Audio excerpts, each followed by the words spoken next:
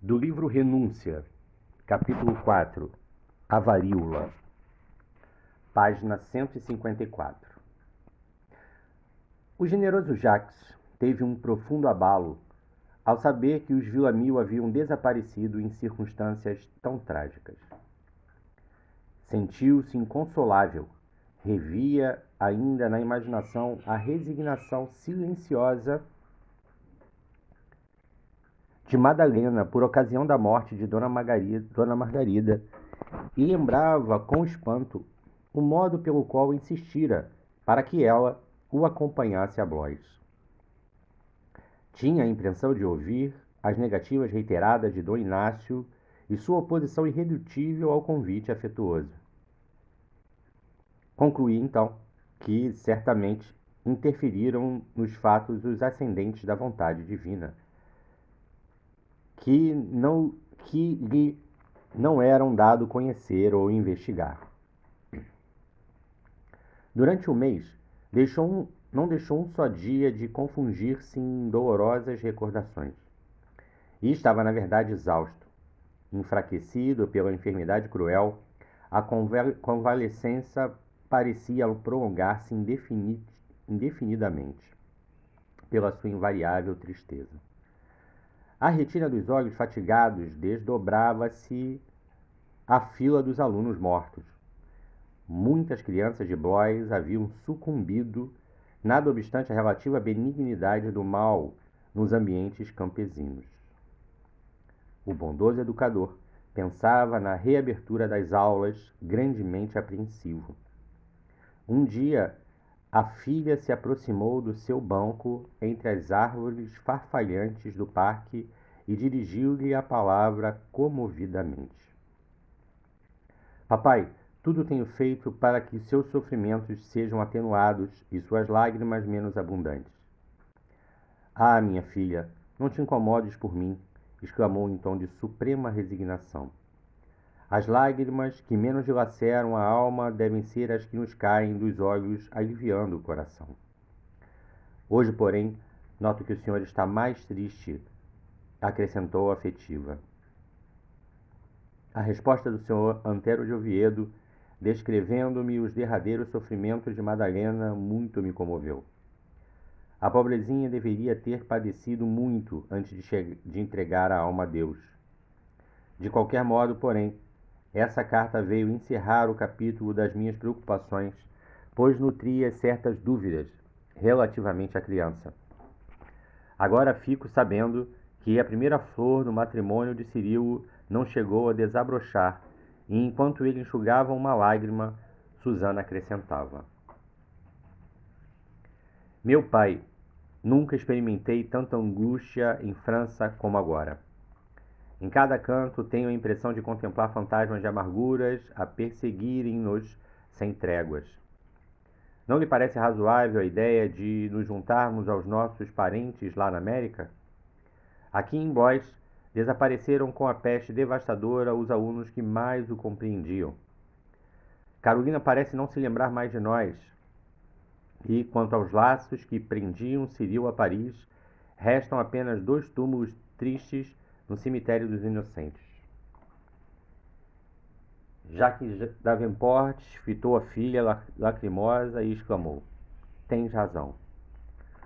Olhou o recinto enorme, silencioso, pareceu escutar atento o sussurro das frondes balouçadas pelo vento e falou: Quando Cirilo partiu, outros eram meus planos, mas agora meu velho parque também está morto. O frio mais doloroso é o da desilusão e da saudade, minha filha. Susana não insistiu. Compreendeu que aquelas palavras equivaliam a compromisso firmado para o futuro.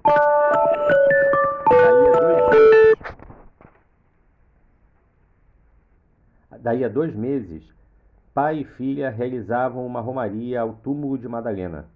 Providenciaram para que fossem as sepulturas assinaladas por lousas preciosas. Sobre a de Dom Inácio, o professor de Blois mandou colocar uma cruz, mas identificando a campa onde supunha descansar aquela quem amara como filha, elegeu para ornamentá-la a formosa figura de anjo, trazendo na destra um róseo coração atravessado por um punhal, ignorando a extensão do grandioso símbolo. Também mandaram gravar epitáfios de saudade e fé em frases afetuosas. Jacques fez ainda questão de visitar a casa de Santo Honorato, onde se haviam desenrolado os lutuosos acontecimentos. Encontrando-a fechada, indagou na vizinhança, relativamente aos criados, de vez que Antero de Oviedo, na missiva que lhe enviara para Blois, datada de Versailles, participava a decisão de regressar à Espanha dentro de poucos dias. Fabiana havia falecido, mas a outra serva e o lacaio haviam conseguido escapar à morte. O professor também procurou visitá-los na residência de Santa Genoveva, onde trabalhavam, sendo que ambos se diziam informados por Antero do falecimento da jovem senhora e do velho patrão, cuja perda recordavam chorosos. Em Paris, após o regresso de Susana para Blois, a situação continuou muito mais triste e estranha para Madalena, incapaz de avaliar toda a trama dolorosa que lhe negrejava o destino. Seu estado geral melhorou e, no entanto, segundo previra o padre Bourguier, os pés lhe ficaram inertes, quase paralíticos. Enquanto se mantinha imóvel, as dores se atreguavam, mas tentasse soerguer-se e andar, logo reapareciam as sensações estranhas, forçando-a a sentar no leito. O primo, porém, desfazia-se em atenções e desvelos. Tão logo voltou Susana à casa paterna, ele providenciou a mudança para Versalhes com o assentimento da enferma.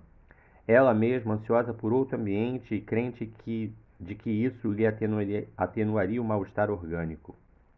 O sobrinho de Dom Inácio ainda notificou as relações mais íntimas dos Villamil, como, por exemplo, as famílias de Colette e Cecília, o passamento do velho fidalgo e da filha, acrescentando informações sobre a situação dos respectivos túmulos no cemitério dos Inocentes. Aos vizinhos fez constar os mesmos informes com mensagens verbais aos velhos servos, caso escapassem dos martírios da Rua do Forno. Assegurada todas as providências de conformidade com a sua argúcia psicológica, tratou da mudança para Versailles, efetuando-a alta noite e valendo-se da confusão ainda reinante no bairro desorganizado pelas consequências da epidemia devastadora. Ao raiar de um lindo dia, Antero chegou com a convalescente à pequena cidade da corte, onde se instalou numa casa confortável dos arredores. A necessidade de uma serviçal de confiança era o que mais se impunha. Um amigo indicou-lhe uma órfã castelhana de nome Dolores, que havia perdido a mãe, única pessoa da família que lhe restava na vida entre os mortos de Vincennes. A pobre criatura fora apanhada semi-morta na estrada de Évreux, quando tentava fugir dos tristes quadros parisienses. Estava quase restabelecida e podia prestar ótimos serviços. O sobrinho de Dom Inácio procurou-a e de fato encontrou nessa jovem de 20 anos, de tez amorenada, pois descendia de pai outrora escravo, uma companheira abnegada para Madalena, que a recebeu de braços abertos, num verdadeiro transporte de consolação e de alegria. Sob a guante das provações que a sitiavam, a esposa de Cirilo não conseguia dissimular a estranheza que lhe causava a falta de notícias do professor de Blois. Debalde escrevera 2 longas cartas, mal podendo imaginar que haviam de ser consumidas pelo primo, encarregado de as expedir, e assim se mantinha de coração pressago. Ao fim de algum tempo, nasceu-lhe a filhinha sob a assistência carinhosa de Dolores, que se revelou irmã dedicada e fiel, nas mínimas circunstâncias.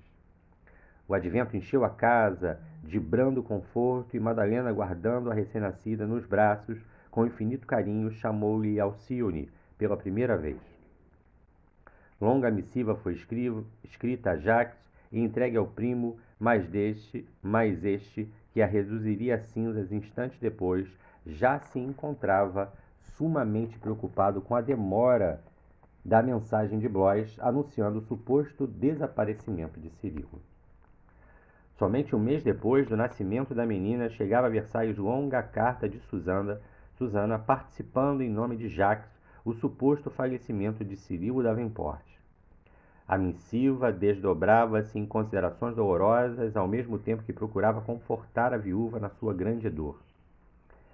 A jovem comunicava igualmente que havia resolvido mudar-se para a Irlanda, onde o pai desejava juntar-se a alguns parentes e de lá esperar o termo da vida. Prometia escrever-lhe futuramente, dando informes mais minuciosos da nova situação. Antero, fingidamente comovido, leu a carta à pobre moça, que não desejava outra coisa senão morrer ali mesmo, na imensidade da sua desdita. Quase paralítica, Madalena Villamil era obrigada a chorar diante do primo de Dolores, que em vão procuravam consolá-la. Sentia-se só e desamparada no mundo. Cirilo era a sua derradeira esperança na terra. Coração sufocado de angústia, rememorou a infância, a primeira juventude cheia de cuidados por sua mãe, e lembrou a figura do mendigo de Granada, que lhe predissera de sabores e amarguras no porvir. Estava doente, sem o arrimo afetuoso de ninguém, sentia-se a mais desditosa das criaturas. Debalde, a nova serva rodeou-a de gentilezas carinhosas. À noite, Antero aproximou-se, fundamente sensibilizado, e falou-lhe com brandura. Madalena, nem tudo está perdido. Nada mais me resta, murmurou entre lágrimas. Tenho lutado corajosamente contra a adversidade, mas agora... O primo sentou-se ao seu lado e continuou.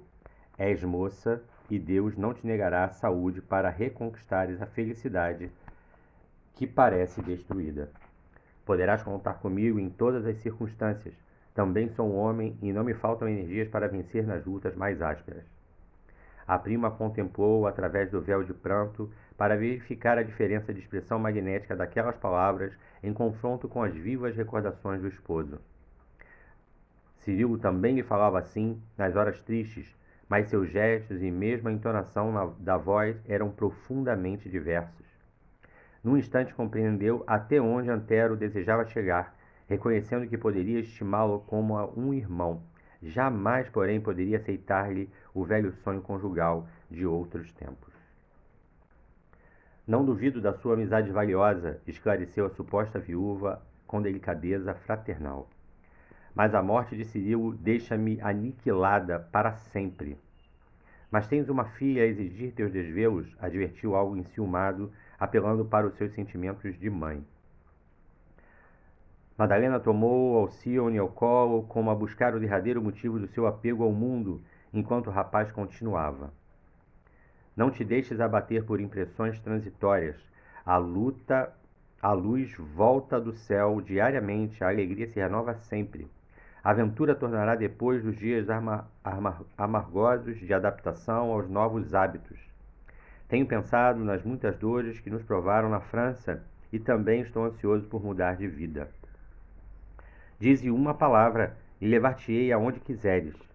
Não desejaria ir à nossa Espanha muito amada? Se te prover, tornaremos a Granada a fim de recordar nossa infância feliz e descuidosa. Veremos de novo o céu da pátria e Alcione crescerá à sombra do nosso afeto. A tais palavras comovedoras, Madalena quis dizer que desejava ir para Blois imediatamente, a fim de ajoelhar-se aos pés de Jacques, implorando-lhe não a abandonasse com a criancinha. Suplicar-lhe-ia que a levasse consigo para a Irlanda, depois de confiar-lhe suas grandes mágoas.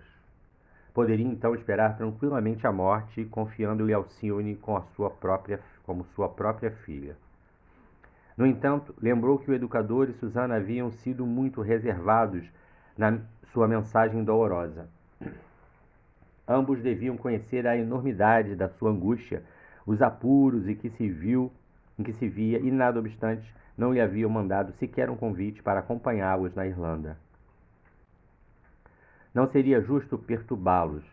Além disso, guardava nítidas as reminiscências da fase difícil enfrentada por ocasião da longa moléstia de sua mãe. Possivelmente o tio de Ciril havia de acolher-lhe as súplicas com a sua bondade inata, mas ponderou que Susana talvez lhe respondesse como a senhora Saint-Médard. Depois de muito refletir, voltou a dizer: compreendo que minha filha necessita da minha assistência constante e que não devo desanimar, mas a verdade é que me sinto desorientada e doente. Como encarar a possibilidade de mudanças se nem me posso locomover? E para que servem os carros? Disse ele enternecido. Poderemos partir quando quiseres. Alcione terá minha afeição paternal, e quando te restabeleceres, hás de reconhecer que a aventura tem modalidades infinitas. Madalena concentrou-se um instante e declarou: de nada valem as mudanças quando padecemos de males incuráveis. Mas se fosse possível, partiria para Connecticut, a fim de colher as derradeiras notícias de Cirilo. A carta de Blois conta que um naufrágio ocorreu nas costas da colônia. Quem sabe se foram salvos alguns náufragos? A família Davenport compunha-se de várias pessoas. Minha sogra parecia uma criatura virtuosa e santa. É bem possível que lá esteja e me receba com carinho. É verdade que não me conheceu, mas tenho as cartas afetuosas que me escreveram de Belfast. Elas me identificariam. Assim discorrendo, tinha os olhos brilhantes nessas evocações. Quem sabe os sobreviventes foram recolhidos por mãos piedosas? Prosseguia mais animada. Talvez ainda encontre o túmulo de Cirilo para cobri-lo de flores. Antero, que ouvia, silencioso, atencioso, obtemperou. De pronto, não podemos cogitar de viagem tão longa, mas poderemos regressar à Espanha e ir lá tentá-la a qualquer tempo. Não faltam por lá embarcações seguras e confortáveis. Rogarei a Deus nos conceda essa graça. E eu não descansarei enquanto não tiveres essa alegria, concluiu o rapaz, revelando extrema dedicação. Mais algumas palavras fraternais e Madalena ficou só, novamente entregue às suas penosas recordações. Apagado o candelabro, a sombra como que lhe aumentava a angústia. Não obstante as afirmativas animadoras do primo, fazia questão de examinar a questão de sua mágoa inconsolável. Ainda que atingisse a América, que encontrasse o túmulo do marido e conhecesse todos os pormenores da catástrofe, não deixaria de padecer com a sua viuvez e a orfandade da filha. Se chegasse a abraçar Constância, seria para chorar, sem esperança de júbilos novos. Sentia-se doente, abatida, desesperançosa. E se não mais conseguisse caminhar com agilidade? Não seria um espectro acorrentado à cama, um fardo sacrificante para outrem? Em vão tentava coordenar planos. Por outro lado, não acreditava no absoluto desinteresse do primo. Cedo ou tarde, ele talvez lhe viesse falar de amor. Não seria temeridade aumentar sua dívida de gratidão? Poderia receber-lhe os favores, aceitar-lhe a dedicação, mas se um dia ele resolvesse exigir o impossível? A filha de Dom Inácio sentia-se morrer. Enquanto se debulhava em lágrimas silenciosas, sinistra ideia se lhe embutiu no cérebro atormentado. Não era preferível morrer? Acariciou a sugestão alucinada. Viúva, reconhecia-se desamparada e inútil. Sabia de mulheres que haviam procurado a morte por motivos fúteis. A intenção sinistra avolumava-se-lhe no cérebro. Recordou o vidro minúsculo no qual o pai sempre guardara um tóxico fulminante. Bastariam algumas gotas num cálice d'água. Se não fosse possível arrastar-se alguns passos, pediria a Dolores que lhe o trouxesse como simples calmante para conciliar o sono. Dessarte não seria pesada a ninguém, não precisaria temer a influência indefinível de Antero, nem suplicar a piedade dos Davenport. Presa da tentação que a empolgava sutilmente, ia chamar a serva em voz alta a fim de consumar o sinistro desejo quando Alcione chorou de mansinho, reclamando-lhe os cuidados. Assustou-se como a despertar de um pesadelo. Fez um movimento instintivo com os braços para atender a criancinha, mas a destra que se movia na sombra esbarrou no crucifixo que lhe fora dado por sua mãe na véspera de morrer. A pequena cruz caiu sobre o coração, como se valesse advertência indireta e profunda. Pareceu compreender a magnitude do apelo, pensou sinceramente em Jesus, tal como fizera um dia na via pública de Paris e disposto a confortar a filhinha. Nesse gesto, porém, aguardava uma surpresa ainda mais singular. Alcione tinha os bracinhos em movimento, como se a buscasse com ânsia, e tão logo se viu envolvida na sua ternura, agarrou-se-lhe ao pescoço, comprimindo com as delicadas mãozinhas. A pobre mãe teve a impressão de que a recém-nascida lhe pedia socorro e buscava em doce refúgio no seu seio de mãe. Compreendeu a silenciosa mensagem de Deus no imo do coração. A emoção que lhe timbrava nas fibras mais íntimas fê-la desdobrar-se em lágrimas e beijos sobre a pequenina. Assim foi que a filha de Dom Inácio, singularmente comovida, murmurou aos ouvidos de Alcione: Não chores mais, filhinha. Jesus compadeceu-se da minha alma atormentada. Ficarei contigo até ao fim.